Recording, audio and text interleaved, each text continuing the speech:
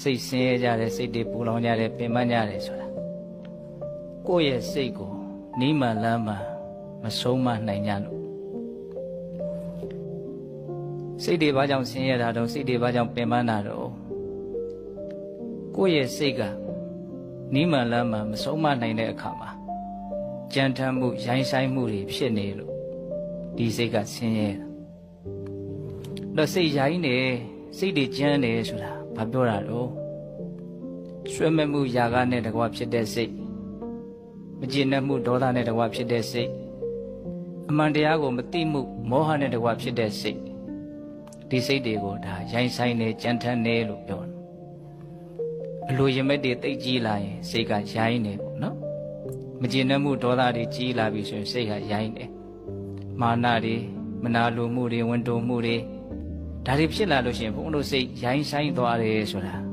တတိချာချာစဉ်းစားကြည့်ရင်သိနိုင်တယ်စိတ်ကရိုင်းပြီဆိုလို့ရှိရင်မနောကအတွေးတွေကလည်းရိုင်းလာတယ်ဝစီကအပြောတွေကလည်းရိုင်းလာတယ်ကာယကအပြုအမူတွေကလည်းရိုင်းလာတယ်ဒါပေမဲ့ဘုန်းတို့တွေကကာယကံမှုဝစီကံမှုတွေရိုင်းလာမှဒီလူတော်တော်ရိုင်းမှလားလို့သိရတယ်နော်အဲ့ဒီရိုင်းဆိုင်မှုရဲ့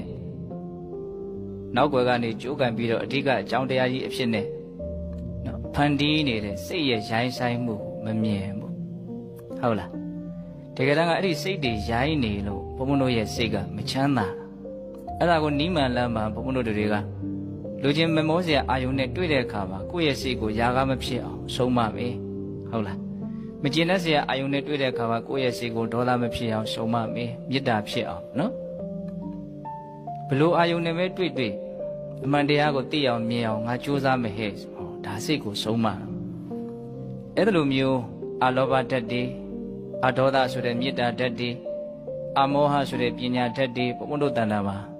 ဖြစ်အောင်လုပ်တာကိုဒါစိတ်ကိုဆုံးမတယ်လို့ခေါ်တယ်ဒီနေရာဖြင့်ယာယီနေတဲ့စိတ်ကိုယဉ်ကျေးအောင်လုပ်လိုက်တာကျမ်းနေတဲ့စိတ်ကိုနုညံ့အောင်ကြိုးစားတာပေါ့အဲ့လိုကြိုးစားနိုင်တာနဲ့မြတ်ဘုန်းတို့ရဲ့စိတ်ဟာ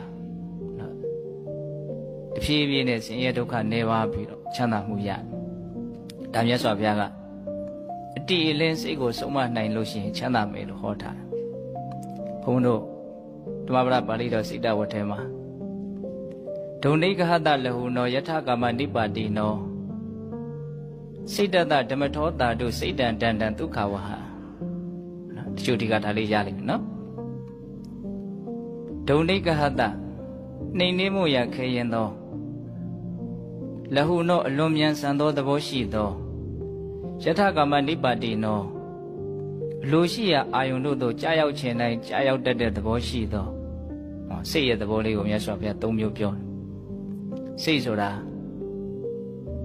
နှိမ်နှင်းဖို့ခက်တယ်ဆုံးမဖို့ခက်တယ်အလွန်လည်းမြန်ဆန်တဲ့သဘောရှိတယ်ရောက်ခြင်းတဲ့နေရာကိုစီးမရှိကံမရှိရောက်သွားတတ်တဲ့သဘောလည်းရှိ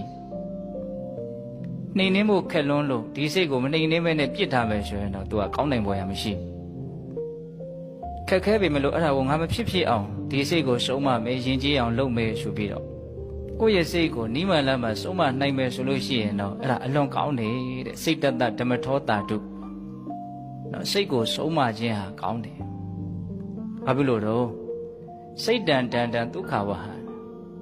ဒန်တန်ဆုံးမသဖြင့်ယဉ်ကျေးသောစိတ်တန်စိတ်သည်ဒုက္ခဝဟချမ်းသာဒုက္ခကိုပေးနိုင်တယ်